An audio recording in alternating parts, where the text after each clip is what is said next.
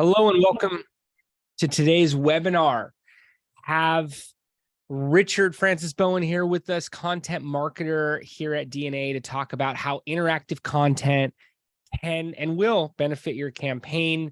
Richard, thanks for joining us. You excited? Yeah, definitely, Jason. Thanks for having me on today's webinar.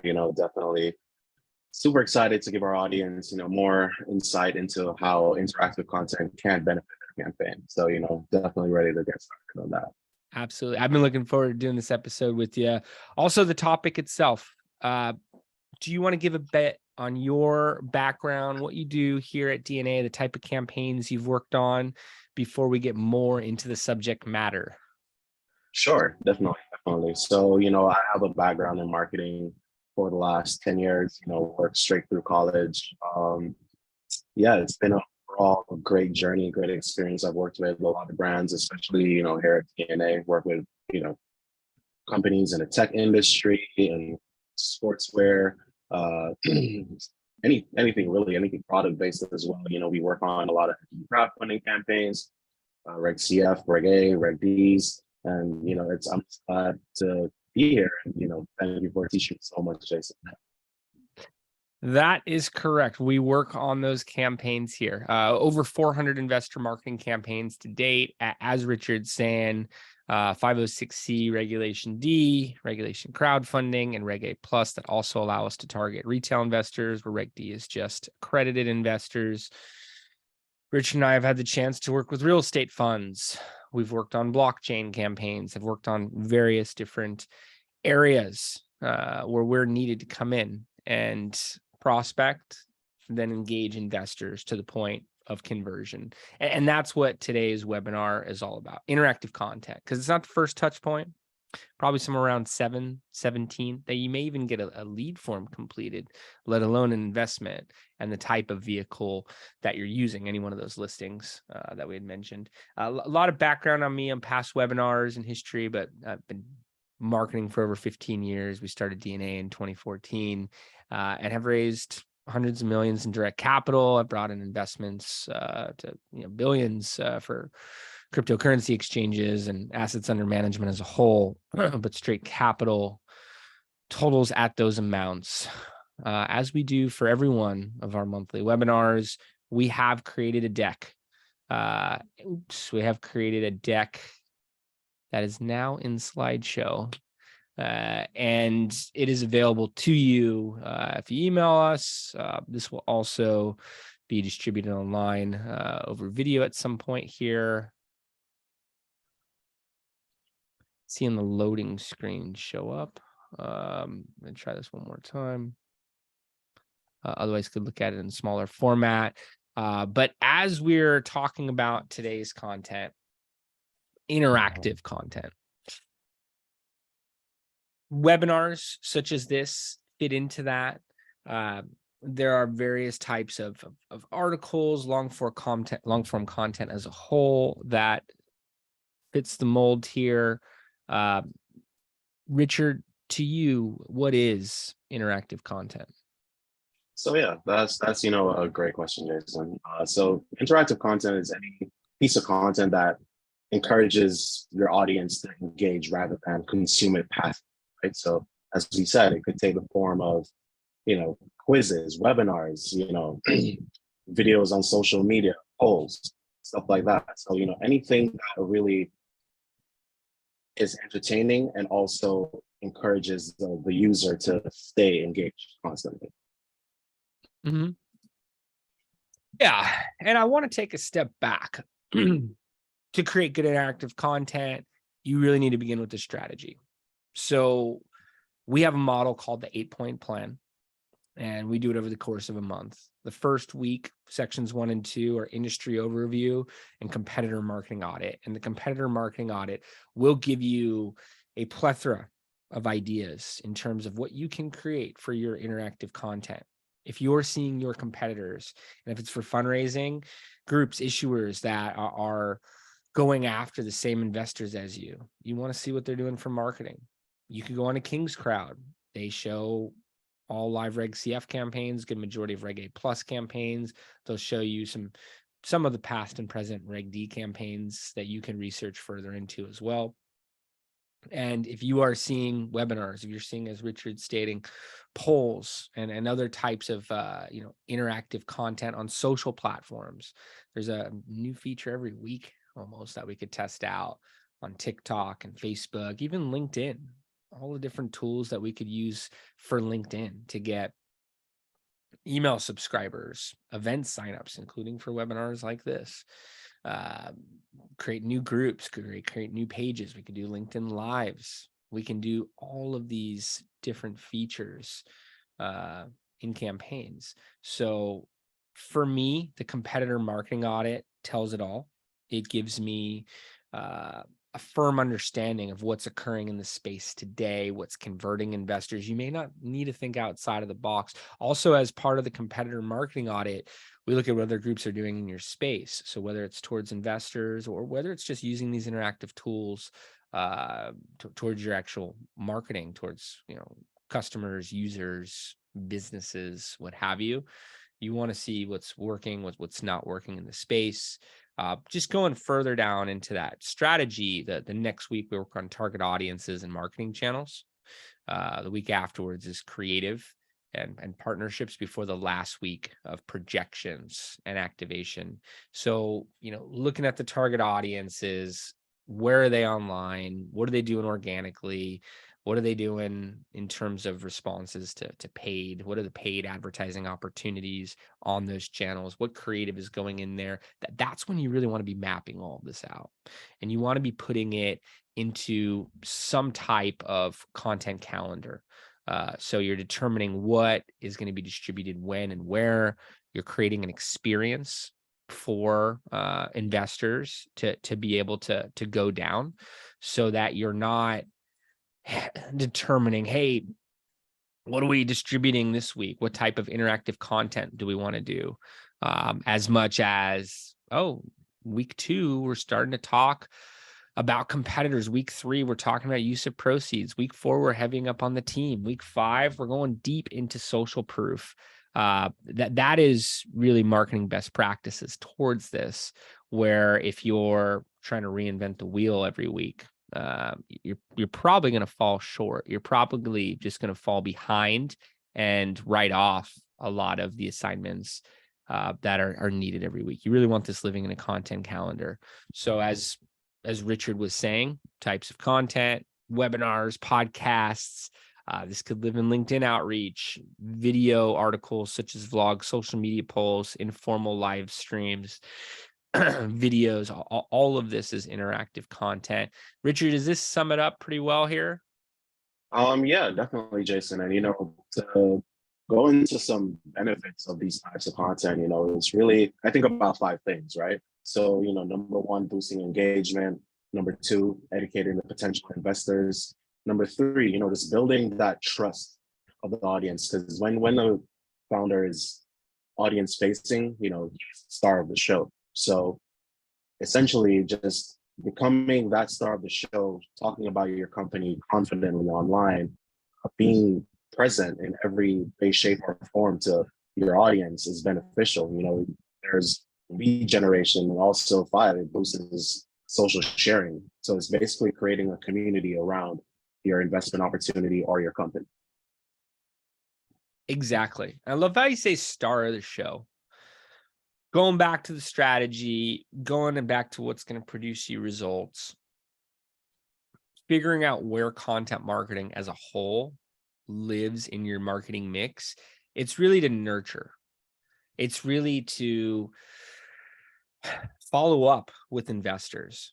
So instead of an email, hey, how about now, once a day, you're able to map out the frequency. You're able to determine the appropriate messaging and point at these different types of thought leadership pieces, positioning the founder, as Richard's saying, as the star. So as investors are doing their due diligence, let's say they don't catch one of these webinars or pieces of content live, they're able to see it in your social feeds. Social feeds often show up first in SEO rankings.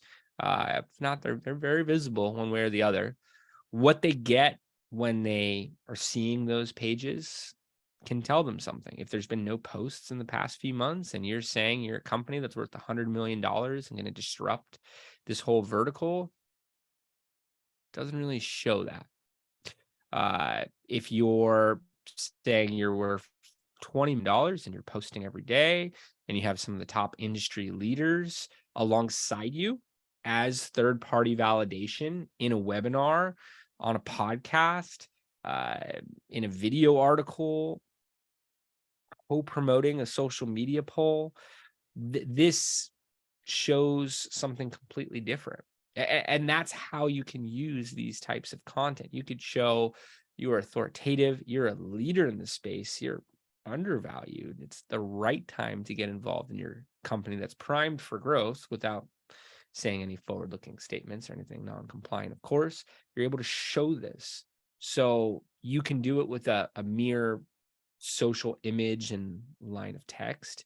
You could do it in an email, you could do it in an email newsletter, you could do it in a blog, you could also do it in all of these other formats and have extra layers to it. You know, I mentioned on a webinar podcast, you could have a guest sitting right next to you, one of the industry leaders. You could have a lead investor talking about how they are the target audience, just like the viewers who are there as well, and why they move forward and why that matters with their background, with their expertise, with everything that is involved there.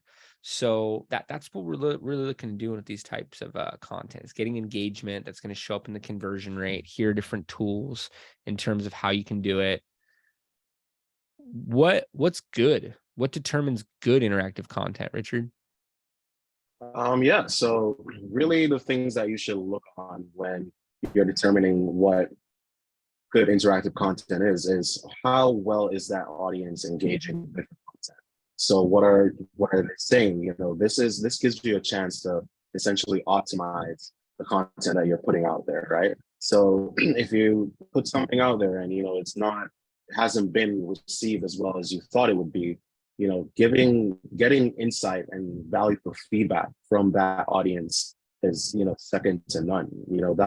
That really gives your company a better chance of essentially survival, because what I say marketing is the lifeblood of your company.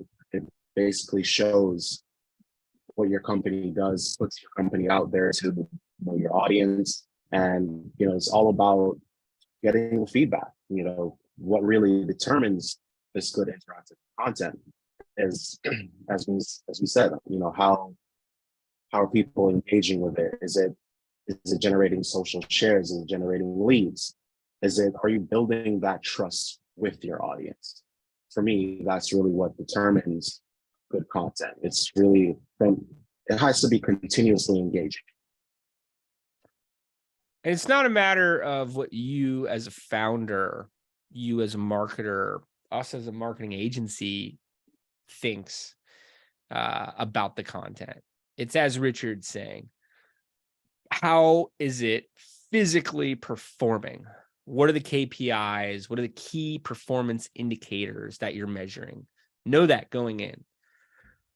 What are the goal metrics that you're looking to see for each of those KPIs? Are you hitting them? Are you surpassing them? If so, how can you do more of it? If not, what can you do to get a higher level of engagement? But it's not a matter of, hey, I think this looks good, as much as my investors, my audience does. So this could be in the forms of likes, comments, shares, saves. All of these boost your spot in the social algorithm. This could be total amounts of views on YouTube, an article platform, participants on a poll or any type of survey. All of that could show up here. One way to establish your content's performance, as we're saying here, observing the engagement gained with the content, understanding your audience goes a long way. Closed feedback loops. If you are unsure whether your audience likes a piece of content or not, ask them.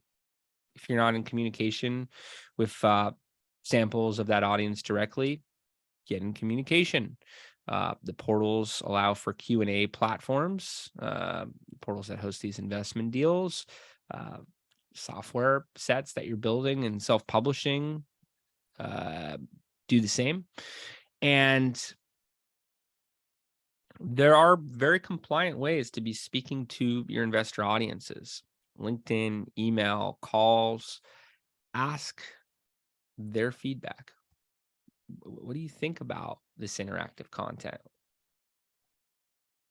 What would allow investors to get a better sense of what we're doing and to the magnitude, to the caliber that we are, and use that to shift? We've done surveys after webinars, 10 questions. We've used that feedback loop to be able to shape the next pieces of content. Remember, it's not what you like, it's what the target audience likes and how you're measuring that. The only way to measure is with numbers. Make sure this goal algorithm is built out. Richard, anything to add about content performance here?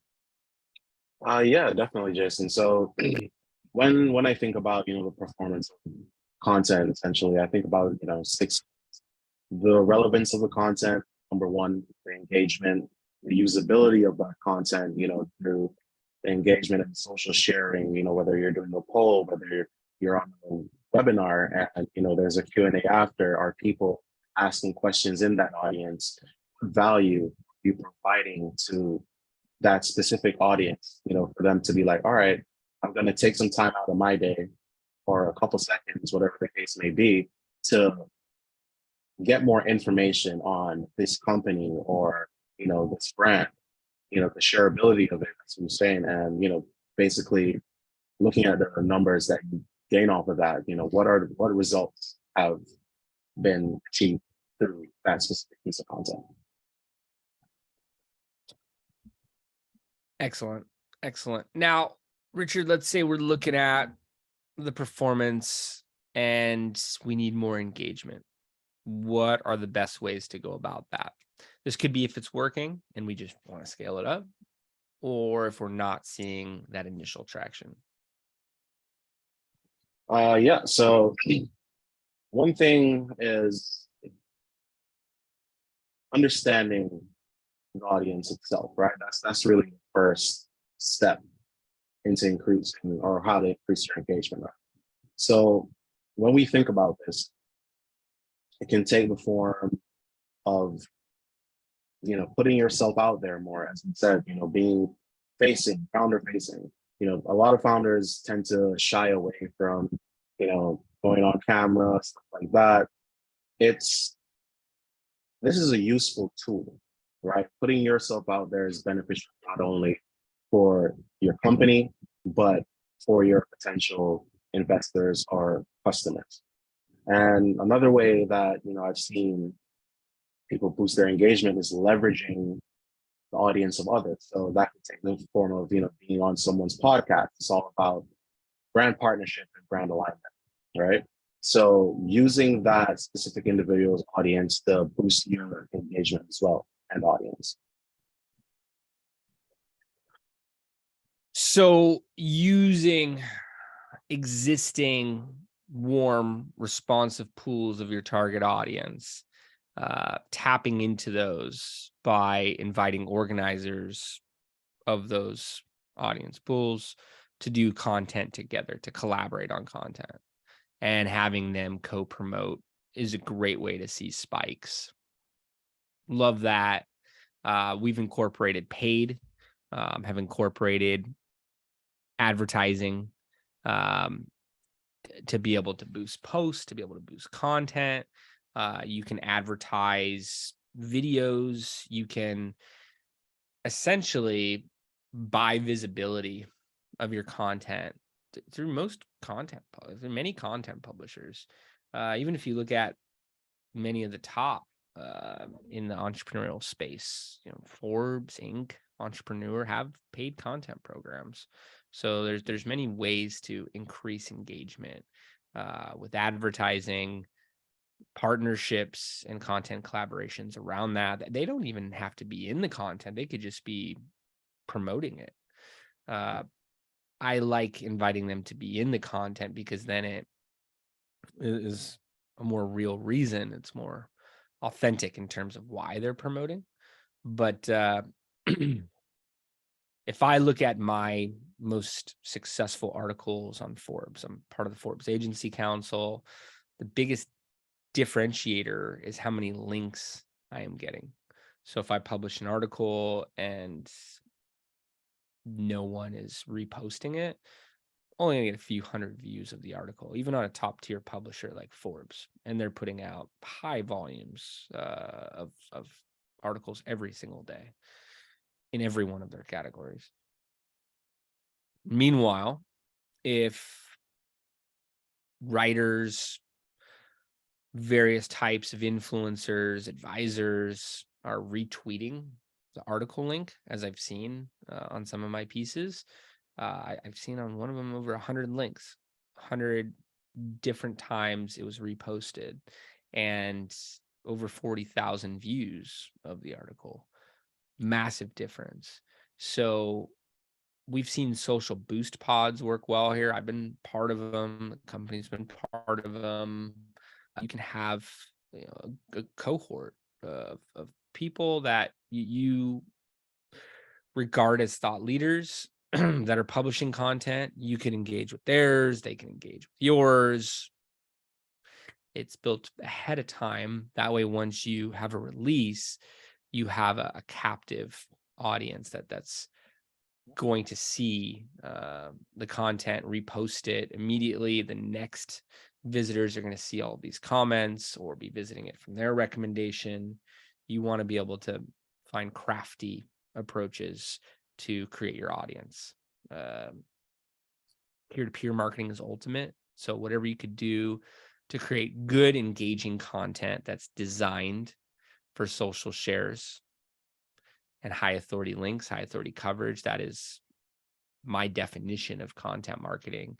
That is definitely how you can increase engagement here. Definitely, Jason. And you know, another way of boosting and increasing your engagement is through promotion, right? So promotion through organic content in the forms of 2-week promotions for webinars, 1-week promotions, constantly hitting that audience with that valuable information, reminding them, hey, we're doing a live event on multiple platforms. So, if you're utilizing email outreach, if you're utilizing social share, it's definitely a beneficial way to constantly engage the audience. Sometimes it might be, a bit spammy, but presenting that information in a beneficial way ultimately creates value for that potential audience of those live events. So one thing that I've seen that's worked is linking like a past live event that you've done, so the audience can see, okay, if I attend this one, I'm going to get X and Y and Z value out of attending that specific day. Absolutely. And it's a great way to look at it. You want to be mapping this out each time, determining what you can do that is outside of the ordinary. And really each channel goes together, doesn't it? Each channel goes hand in hand. So if you're talking about your webinars on your email and on your social, it's going from one to the next. Each audience is growing at the same time. You may not have the audience pool that you want or need right out of the gate, but by the time you get to week 2, month 2, month 8 of content, it becomes a different story. And if month 8 sounds far out, unnecessary, daunting at that, it shouldn't. We can provide recommendations to you on different types of content you could create, how to extend the storyline. And really, this is practice that should occur in an ongoing fashion. The investor funnel, your target audience for customers, B2B prospects, users, they can interweave at different points, at different stages. We've written content around that alone. The premium audience for investor marketing is user owners, your actual clientele, and they are now investors. always be raising is a saying used in the industry. We're working with groups on their 5th round right now. Once it's working, it tends to be a vehicle that you want to continue to use. So having long-term investor marketing going on, being able to see where you're getting the best engagement and replicating is definitely the idea. So you establish your objectives of audience engagement, you utilize multiple touch points to promote your content, as Richard's saying, and receive a rich array of feedback data from your audience so you could determine what to build next, so you could determine what to shape.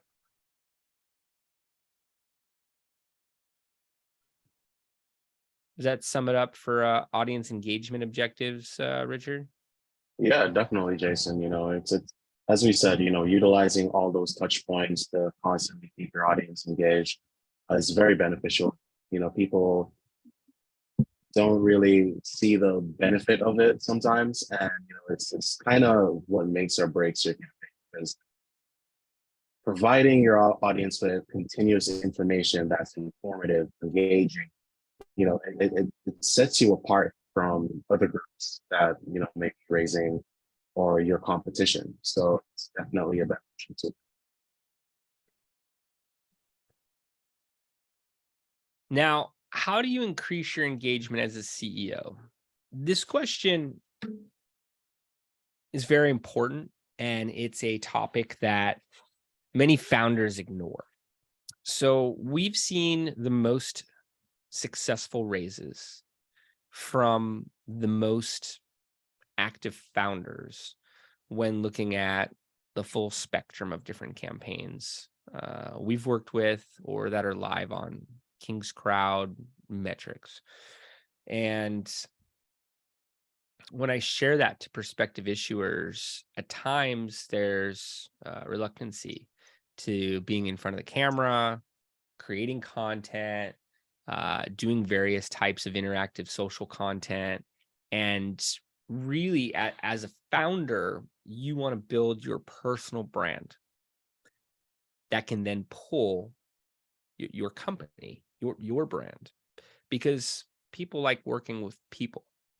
If we have a client saying, hey, we work with DNA, or if they say we work with Richard, we work with Jason, with Khalil, with Danny, it's a different type of experience. You want to personify the brand, not just hide behind a logo. So if the founder is a thought leader, we've already talked about the value there.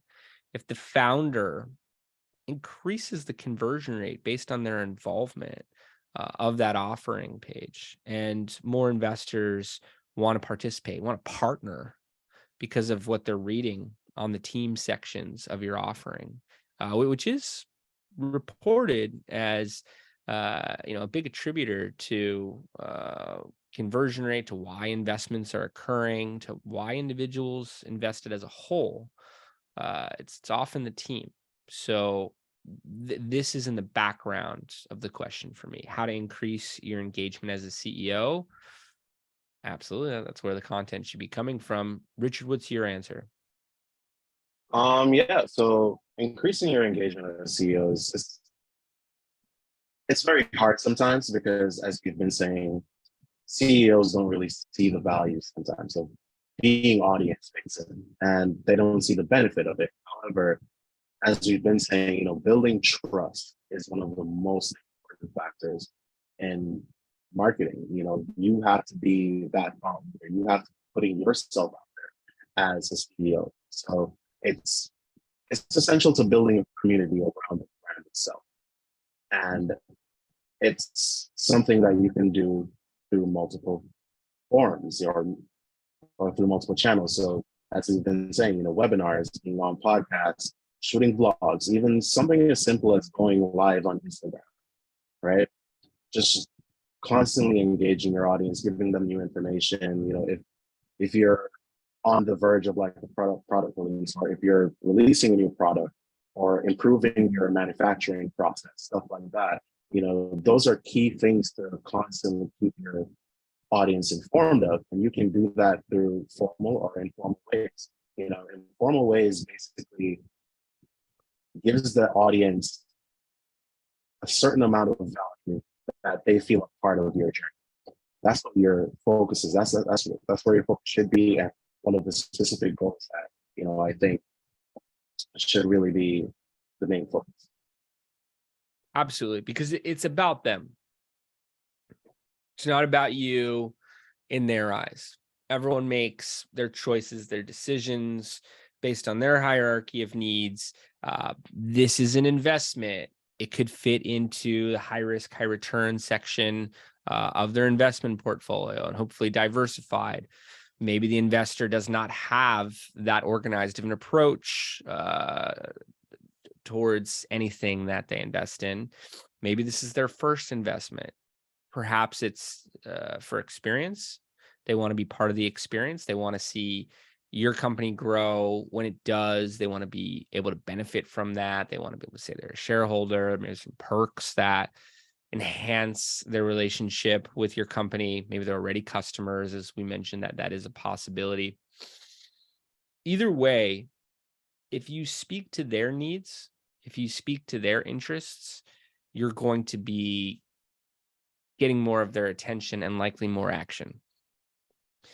If you're talking about this as a partnership and they're coming on board as an investor, even if it's for $100 minimum investment or for the average investment of $1,000, although that may not have huge financial return for them, although it may not be more than a drip in the bucket for you, it is a drip in the bucket, and the bucket can be filled with the right volume. And if you are able to allow that experience to take place where investors feel like they're locked arms alongside you, hitting the next goals, overcoming the next obstacles, quarter by quarter, getting the reports, not only does it create a better sense of connection for them, and they'll be more likely to invest, but they'll also be more likely to talk about you, whether it's the marketing of your company itself or your raise. We'll have founders speak with investors who put in $50K. And while they're on the line, say, I got to introduce you to my buddy. I'm going to get him on the phone with you this week. He'll put in another $50K as well, too. They can be your best marketers. But in that call, they can feel the rapport. They can get behind your energy and everything it is that you're doing towards your goals. So you want to have more depth. You want to have more of a sense of partnership, of connectedness all the way through here. And that's what can live in your content. It's not creating content just to create content. It's creating content for those reasons. How do you get that type of listening from those on the other side versus merely distributing something and hopefully getting a sense that they read it. Now, as we get back to our deck here and we look at different types of ways to increase engagement, as we talked about before, same formats: webinars, podcasts, vlogs, Instagram Live, social media polls. I think even just an active social media feed, stories, reels on a regular basis.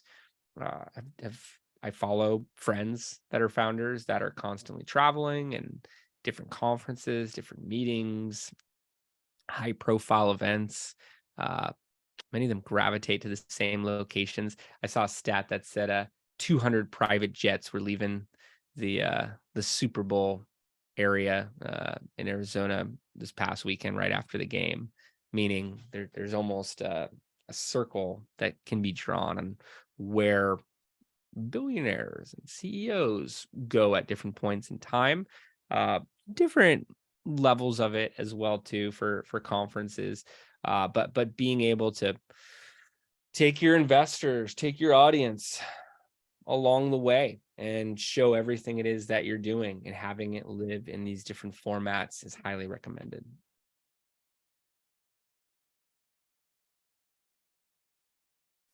Richard, what would you add to this? I think this is a definite, solid list of things CEOs could do. However, you mentioned a very important thing. So basically, creating a lifestyle around yourself, creating or positioning yourself as a thought leader is very important for, increasing your popularity. So it's really just spitting out the information that you already know, on a day-to-day basis, because you can't really get tired of pitching yourself, right? As a founder, it's very important to consistently just pitch, talk about your company, what's going on, even if it's in a casual manner, as we've been saying, if it's amongst friends, other CEOs, angel groups, stuff like that. So, it's very important to always be audience facing, as we've been saying, just consistently putting yourself and your brand out there. Mm-hmm. Mm-hmm. And having that feeling of, hey, I know this founder is really the goal here. When I look at, is the founder doing a good job? Do they have a podcast? Are they a guest on podcasts regularly? Are they doing a lot of events? Do they have their own social feeds? Is it just on LinkedIn? Is it on more personal channels as well too? Are they doing these live feeds? Do they open up? Sometimes the best founder posts are about their family, about their kids, about something outside of work, and why they do it. Understanding the why can break down some different walls too. You want to establish trust with a group that only knows you over the internet. So, or the World Wide Web, I learned this week, it's a funny way to call it. So, you want to do whatever you can to create that validation, that social proof. Now, Richard, what are we looking at here? Yeah, so this is actually a past webinar that we've done. This is Avadain's past webinar, their launch announcement. So, this is an accurate figure of what you want to see on a webinar, right? Because based on the stats, it's probably about 50% will attend. And, how we achieve this is by constantly promoting, right? So having evergreen ad running, having content going out on a weekly basis, attaching, that webinar link and on multiple pieces of content, even if it's just something informative about the company. So it's always presenting your audience with that valuable information and giving them a chance to basically interact with you on a live setting. So this is how we achieve a number like this. And it's very important to hunt for these numbers. This is what I feel sets your campaign up for success, right? And all of this actually started with pre-launch phase. So we had drip funnels running, or drip campaigns rather, running on a consistent basis, linking that specific launch webinar announcement there. So, of course, with being compliant, but, speaking to the audience, getting them excited about attending. Hey, Avadain is about to do something amazing. I want to be part of it. So it was all about essentially creating that excitement. And, Brad is a perfect example of a founder that's audience facing. He constantly engages his audience, whether it be on the portal page, answering questions, whether it be trying to be on podcasts, trying to be in different publications. He's always put himself out there. This is what we see as a good result.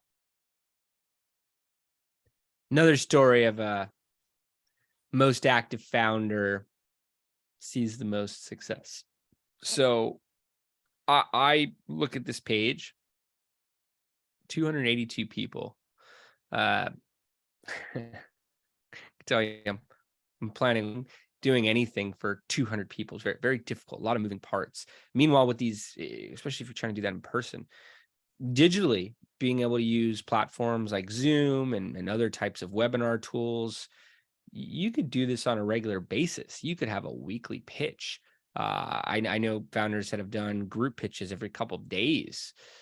So to be able to have hundreds of prospective investors in one spot. Now, this is a second round. This is a second raise, but that is the potential here. Talked about clients that are on their fifth round. Your audience, and then those clients that are on their fifth round have close to 10,000 investors.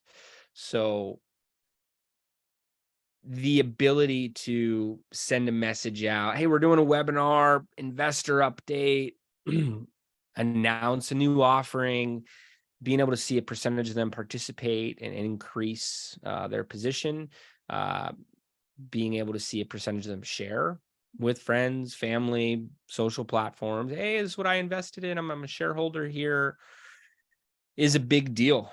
And this is 282 individuals who are putting a calendar block, showing up, seeing you talk, getting excited, seeing a third party on there with you, perhaps. So this is really why we did today's webinar. Interactive content, have hundreds of people, thousands in some cases, show up for a live broadcast, be able to run the algorithms for average click-through, average engagement, average conversion rate to follow. These can be sales events for you. You could see a spike of investments occur during the webinar, immediately after, in the days and weeks to follow. Again, it's going to take 7 touch points or more statistically.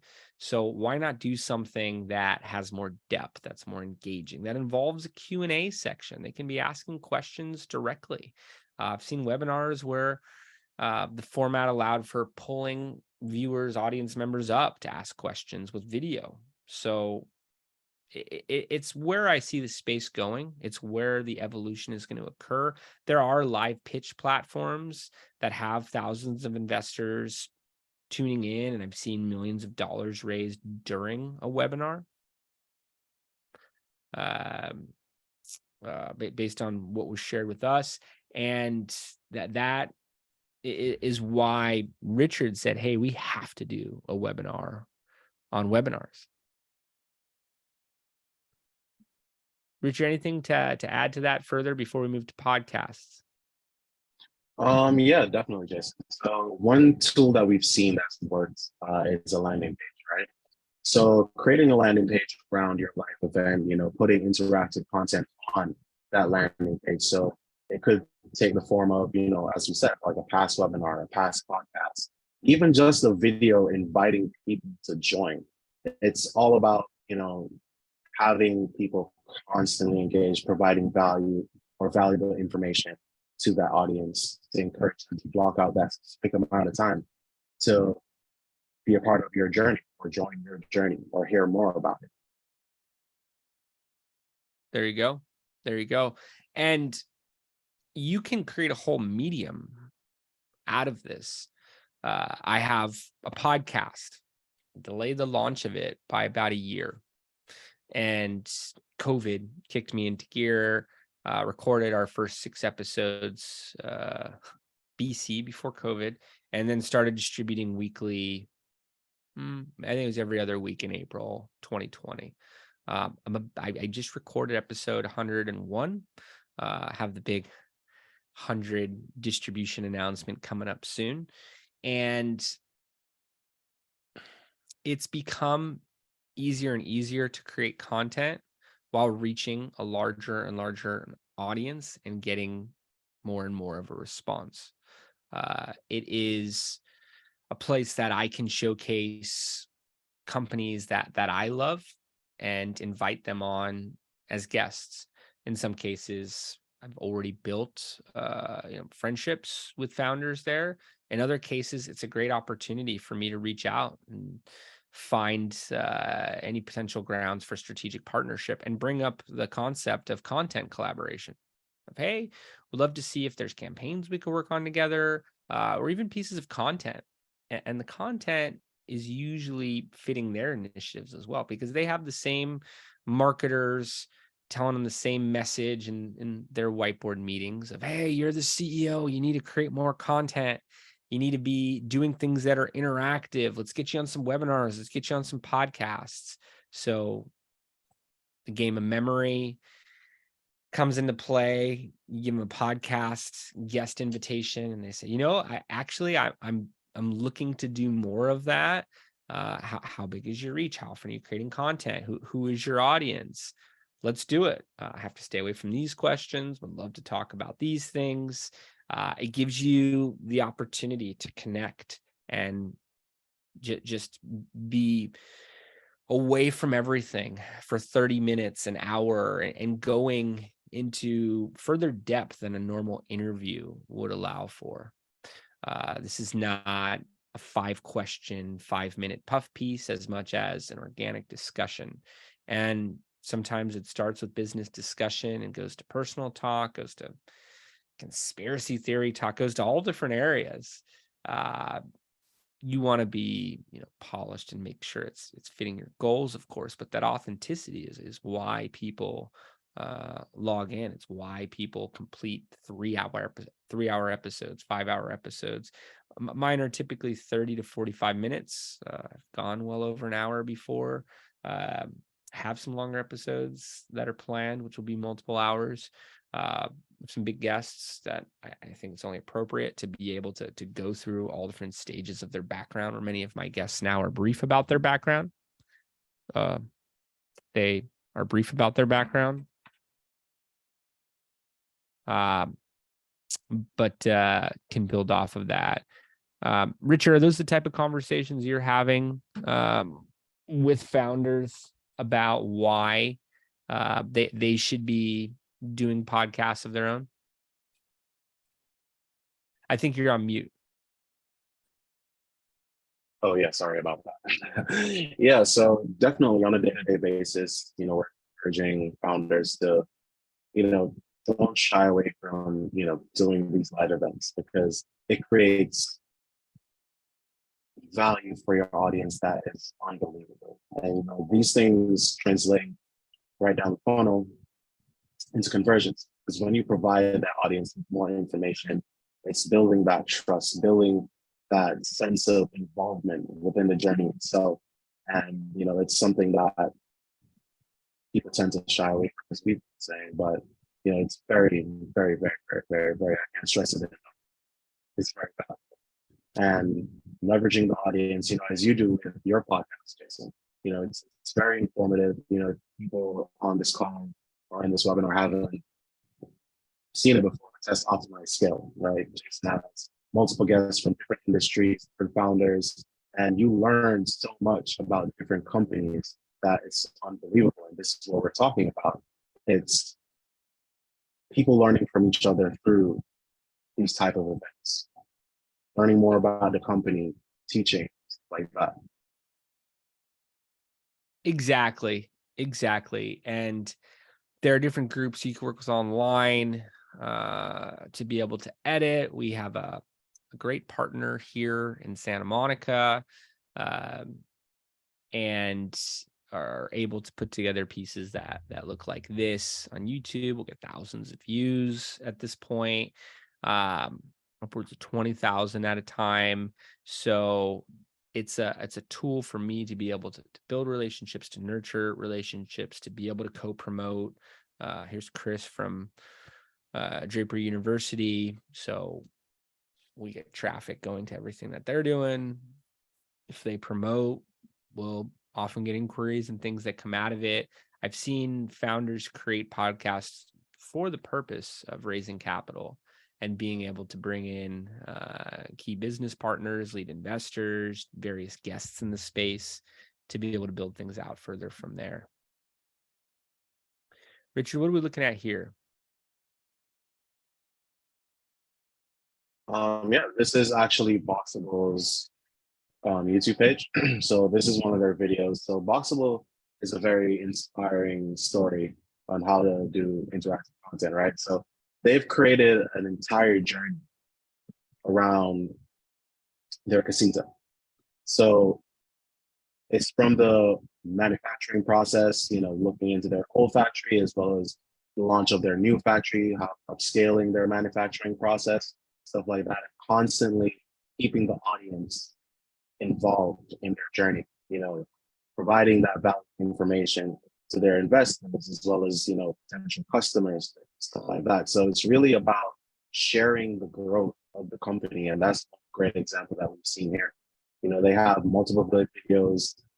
They've created basically a playlist, a blog playlist, of different episodes, where they're at, where they're going, different conversations with the founders, key members in the company, that I really believe that they're going far places just because of their whole strategy here. And best ways to promote these types of content, like we mentioned, are advertising, organic content on additional channels, Instagram story posts, talking about the content, could have live broadcasts on multiple channels.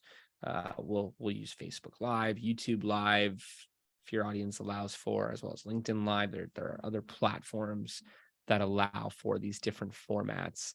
And as we're emphasizing here, CEOs should always be audience facing. You are the star of the show. There's nobody better to explain your company's mission and vision than you. It's ultimately what investors are buying. You. They're betting on you and your success. So demonstrate your capabilities, the way that you think, the types of things that get you excited, or that you see in in-person meetings, the other side get excited. You're able to have all of that harbored in the types of content that we're showing here. And then it's optimizing the funnel. Richard, what's the best way to optimize this? Let's say listeners are watching and saying, hey, I want to start. They distribute content. Their first content developments don't do much. How do they improve? What is the best approach towards optimizing here?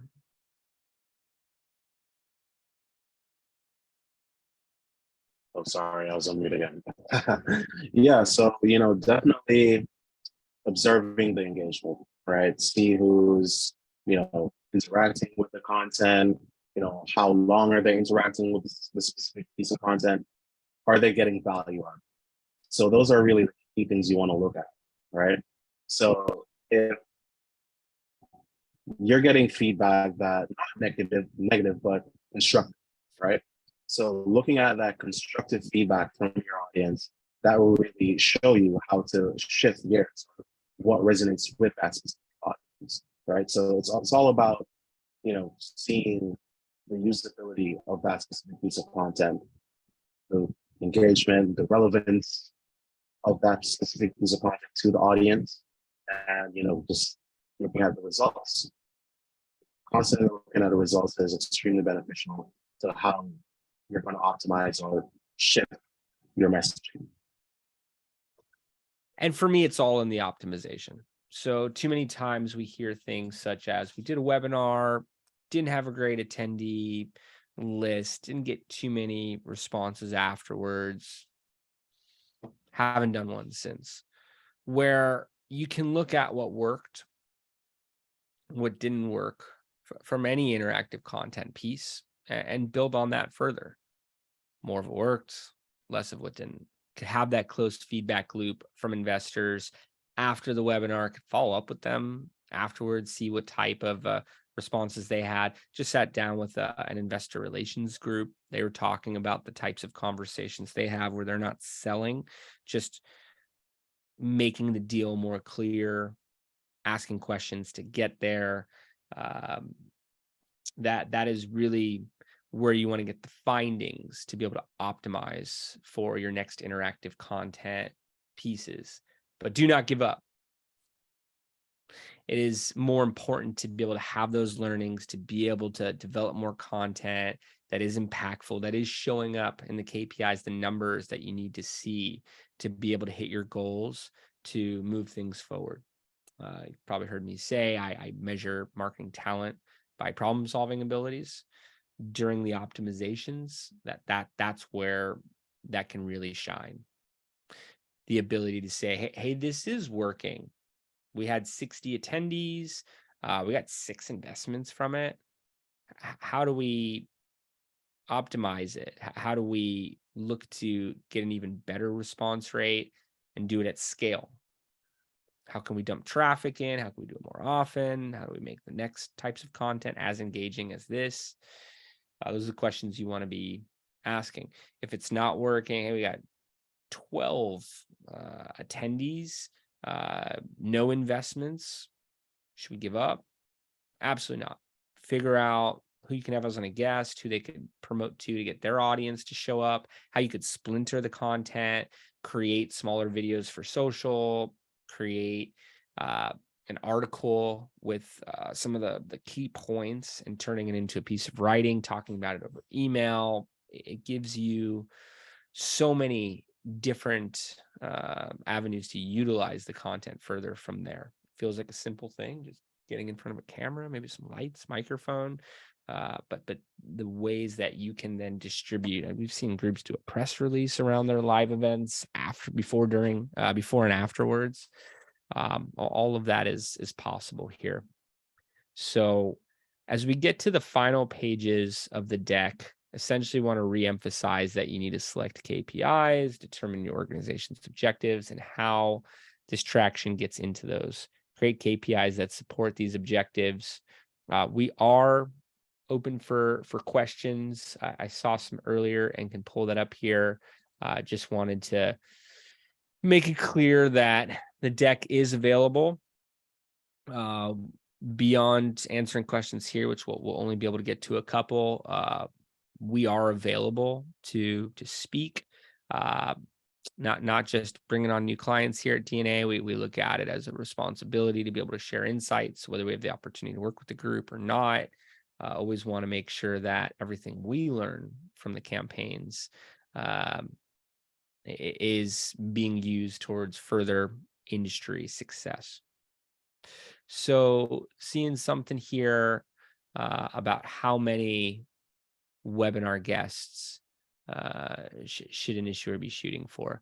The number is one thing, the quality is another. So I've seen more of those group pitches with a few investors, 10 investors. I've been to a lot of investor luncheons myself, and I've seen these happen IRL, in real life. There'll be 16 investors at a steakhouse, back room. Sometimes there's a screen, sometimes there's not. We even know groups that host these type of road shows, and I've seen hundreds of thousands of dollars come in just at lunch there from those 16 people, and everyone plays on each other as well too. So if there's someone asking good questions, getting good responses, and they, okay, you know what, let's do this, I'm going to invest. That then says something to the couple across the table. Maybe they'll both invest. I've seen, again, very strong returns from some of these luncheons. You get to do that in a digital fashion, and the quality, if they're larger credit investors who are paying attention and asking questions, whole different story.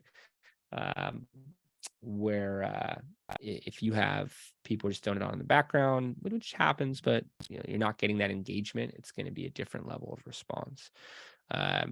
But somewhere between 50 and 100, we're running webinars most days of the week for our clients. We'll moderate. We'll moderate even if they have guests at times. We'll go through the questions, go through a deck, we'll go through different areas that allow for the audience to act. So somewhere in that realm's pretty common. We've done hundreds. We've had situations where thousands have signed up. So somewhere in there, in many respects, the more the merrier. We are at our 11 o'clock time PST here, so going to look to close things out. But as I mentioned, you could find either Richard or myself on LinkedIn. You can reach out to us through our site. Do not be bashful. We are here to answer questions. Richard, thank you so much for hopping on today and being able to shed your wisdom. I know you work on a lot of these campaigns, so it's coming firsthand. Definitely, Jason. Thank you for having me. This was great. I loved it. I just want to leave the audience with one thing. you know, always see the value of interactive content, right? And the key things that you should always observe are looking at the engagement, educating your audience, building that trust, generating leads from that specific piece of content or the content that you're pushing out, and increasing your social share. So these are should be some of your main goals in putting out these pieces of content. And as Jason said, if you have any questions, please feel free to reach out. Find us on LinkedIn. You can send me email personally. My email is rbowen@digitalnicheagency. And we look forward to having a conversation. And don't forget to test, optimize, and scale. Richard, thanks again. Echo everything you say there. Thank everybody for tuning in, and we will see you next time.